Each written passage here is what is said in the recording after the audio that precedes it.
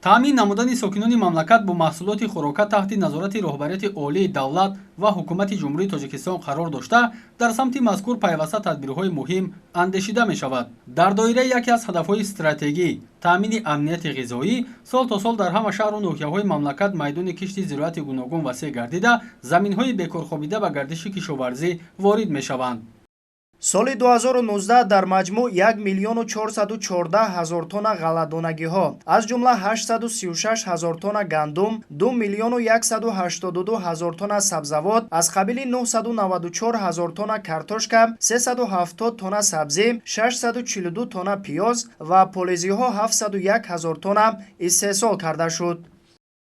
баробари деҳқонони кишвар сохторҳои марбута дар самти мазкур фаъолиятро хуб ба роҳ монда, ҷиҳати таъмини фаровонии бозори истеъмолӣ аз хориҷи мамлакат низ маҳсулоти гуногунро тариқи роҳи оҳан ба дохили кишвар ворид месозанд. ба андешаи мутахассисон, вазъи номӯътадили ҷомеаи ҷаҳонӣ вобаста ба паҳншавии коронавирус барои ҳамлу нақли дилхоҳ маҳсулот тариқи роҳи оҳан мушкилӣ эҷод накардааст. айни замон корхонаи воҳиди давлатии роҳи оҳани Тоҷикистон тариқи қатораҳо аз Федератсияи Россия ва Ҷумҳурии Қазоқистон гандум, орд, шакар, равғани растанӣ, биринҷ ва дигар анвои ғизоиро ба дохили мамлакат ворид мегардонанд. тадбирҳое ки имрӯз аз тарафи ҳукумати ҷумҳурии Тоҷикистон ва роҳбарияти роҳи оҳани Тоҷикистон ҷиҳати сари вақт ба мардум кашонда додани маводи ғизоӣ амалӣ карда мешавад, имрӯз бори дигар собит месозад ки мо бояд ба ҳар гуна овоза ва гапҳои бардурух дода нашавем.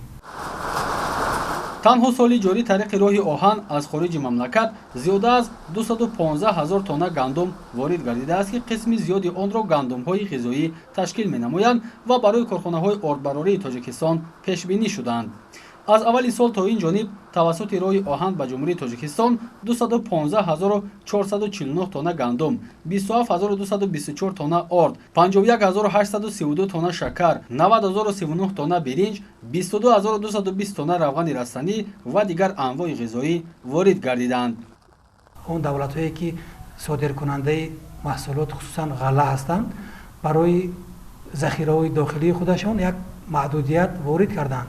лекин ин маҳдудиятҳо барои иҷрои нақшаҳое ки мо дар он мисол квота дорем ба ин дахл надоранд ва он миқдори зарурие ки барои ҷумҳурӣ лозим аст маводи ғизоӣ пайваста ба ҷумҳурии Тоҷикистон ворид шудаанд.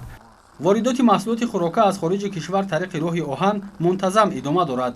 имрӯзҳо дар минтақаи Душанбе равғани растанӣ 6, нӯшокиҳо 13 ва шакар 3 вагон ва дар минтақаи Суғд гандум 89, орд 1, биринҷ 6 ва шакар 2 вагон дар ҳолати холӣ намудан қарор доранд. мақомоти дахлдоре ки ба захираи давлатии молу ашё сару кор доранд, барои захира кардани миқдори кофии маҳсулоти ғизоӣ машғул ҳастанд ва аз шаҳрвандон ва хусусан тамошобинони телевизиони ҷаҳоннамо эҳтиромона хоҳиш мекардам ки ба ҳар гуна овозаҳо ва воҳимаҳое ки имрӯз вобаста ба пайдоиши ин вирус ба миён омадаанд дода нашаванд.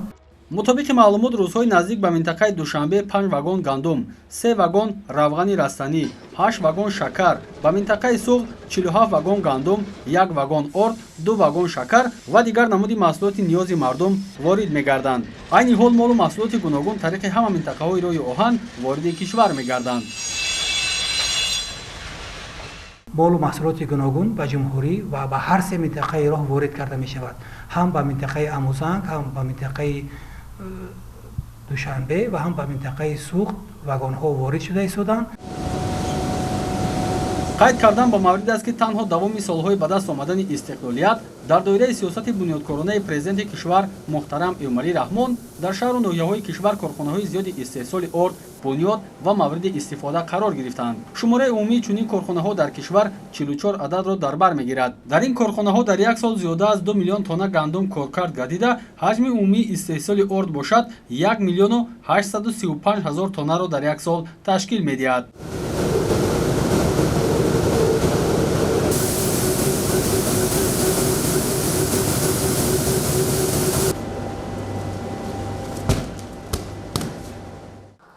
баҳри ғанӣ гардониндани бозори истеъмолии пойтахт ва пешгирӣ намудани болоравии нархи маҳсулоти ниёзи аввал тибқи дастуру супоришҳои роҳбарияти мақомоти иҷроияи ҳокимияти давлатии шаҳри душанбе корхонаи воҳиди давлатии оид ба истеҳсол, харид, захира ва фурӯши маҳсулоти ниёзи аввали шаҳри душанбе тадбирҳои зарурӣ андешида дар доираи шартномаи тарафайн аз деҳқонони мамлакат ва хориҷи кишвар чунин маҳсулотро дастрас менамояд. тибқи нақшаи зимистонгузаронӣ айни замон дар амборҳои нигаҳдории маҳсулоти ниёзи аввал аз қабили орд захираи чунин маҳсулот фаровон мебошад.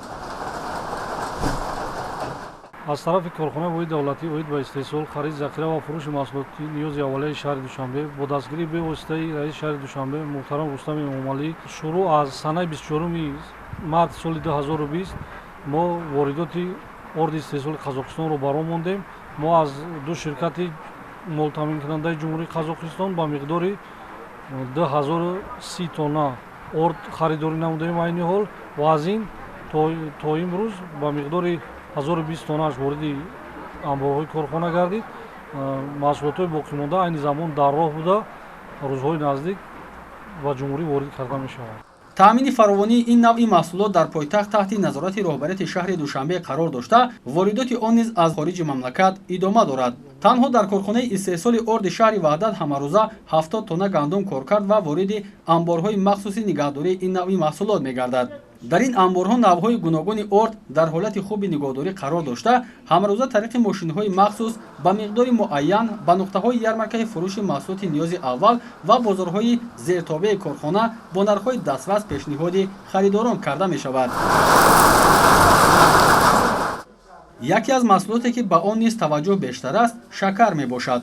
корхонаи воҳиди давлатии оид ба истеҳсол, харид, захира ва фурӯши маҳсулоти ниёзи аввали шаҳри душанбе ки фаъолияти он тибқи дастуру супоришҳои раиси шаҳри душанбе ва мақомоти иҷроияи ҳокимияти давлатии шаҳри душанбе ба роҳ монда шудааст, дар самти захираи ин навъи маҳсулот низ хуб аст. давоми соли 2019 ҷиҳати иҷрои нақшаи захираи маҳсулоти ниёзи аввалия барои солҳои 2019-2020 аз тарафи корхона ба миқдори 5000 тонна шакар захира карда шуд ва то ин ҷониб 2000 тоннаи он боқӣ мондааст. айни ҳол дар доираи шаҳрномаҳо аз ҷумҳурии беларусия ва федератсияи россия харидорӣ ва воридоти шакарро баро мондаем ва рӯзҳои наздик тариқи қатораҳо ба ҷумҳурӣ ворид мегардад.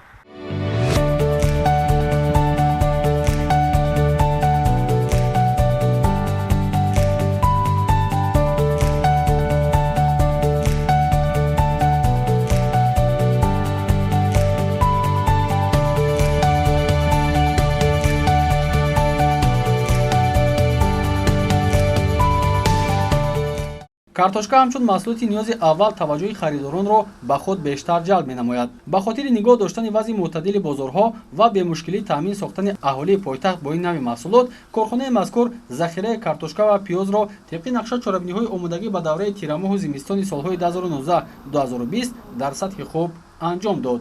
маврид ба зикр аст ки корхона аз ҳисоби хоҷагидорони вилояти суғд дар моҳи марти соли ҷорӣ ба миқдори қариб 270 тонна картошка харидорӣ ва захира кардааст.